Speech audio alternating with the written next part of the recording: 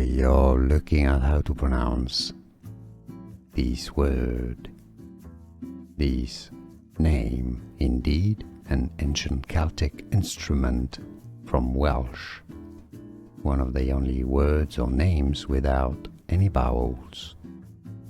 Crwth is how it's said, Crwth, and now you know.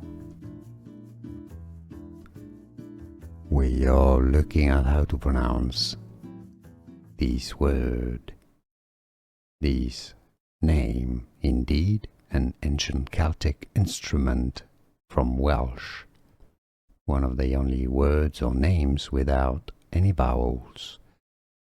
Crwth is how it's said, Crwth, and now you know. Here are more videos on how to pronounce more confusing words and names too many mispronounced. Like this video if you found it useful. I appreciate your support. I'll see you soon and thanks for watching.